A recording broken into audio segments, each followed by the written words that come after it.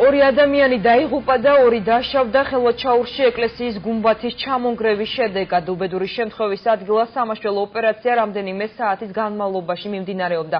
თემაზე ვრცლად თეონა თურმანიძე ისაუბრებს. თეონა, შენ პირდაპირ ეთერში ხარ.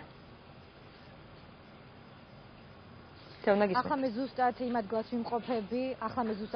ვიმყოფები, სადაც დღეს 4 საათზე უბედური შემთხვევა მოხდა, როგორც თვითმხილველები ამბობენ, წმინდა გიორგის სახელობის საკათედრო ტაძრის გუმბათი სწორედ იმ დროს ჩამოინგრა, როდესაც აქ 4 სტიქაროსანი მუშაობდა და საყდენი ბოძების გამოცვლა სცადეს.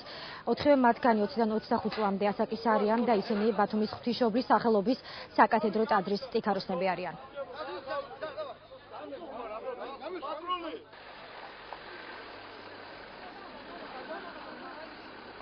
ხმარო მომესმე თან გამოვიქეცი ვნახე რომ ამ მდგომარეობაში ვინმე არ იყო მხოლოდ ერთი ბიჭის მეტი რომ გვიშველეთ რა დაგვემართაო და ეს იყო და 4 ბიჭი შიტაო ჯერ კონტაქტი არ იყო ბიჭების შიტ მომწყრეული და მე დაკონტაქტე რომ ესე იგი ცოცხლები მივხვდით რომ ცოცხლები იყვნენ. მათი სურვილი იყო ხოთხოვნა არ იყო ეს მათი სურვილი იყო ბავშვების ახალგაზრდების სურვილი იყო რომ მათ აეშენებინათ ტაბიძეზე მათი აშენებულია აღმაშენებლის ბატონო კი წმინდა დავით აღმაშენებლის სახელობის ტაძარი.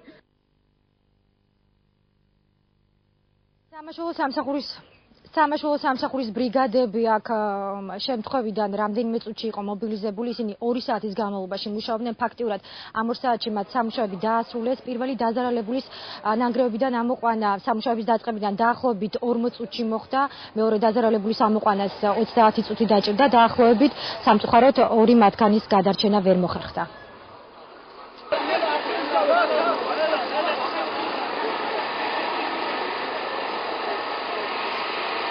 ქალაქის სტრაფი რეაგირების ჯგუფი სადღაც 10 წუთში იყო ადგილზე.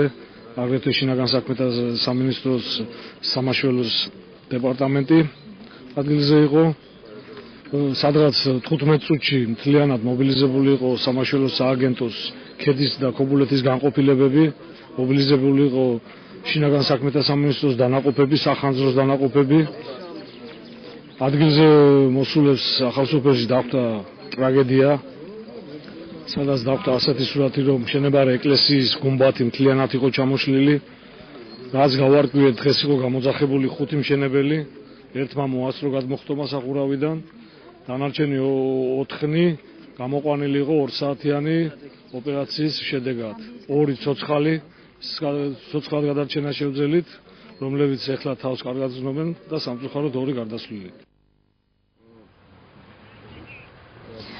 ადგილზე იმყოფებოდა ბათუმი ლაზეთის და ჩრდილოეთ ამერიკის მიტროპოლიტი მეუფე დიმიტრის სასულიერო პირებთან ერთად, ასევე აჭარის მთავრობის და აჭარის უმაღლესი საბჭოს თავმჯდომარეები. ადგილზე იყო მობილიზებული ძალოვანი სტრუქტურის წარმომადგენლებიც.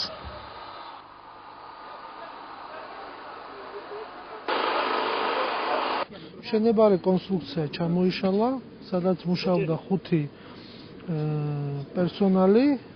3 გადარჩენილი იქნა, 2-თან დაკავშირებით სასწრაფომ გადაიყვანა. როგორც თვითმხილველები ამბობენ, ეკლესიის მუშაობა, ეკლესიაზე სამუშაოები დაახლოებით წელიწადნახევარია მიმდინარეობს და მას ზედამხედველი, სამსახურის ზედამხედველი სამუშაოებს არ ყოლია.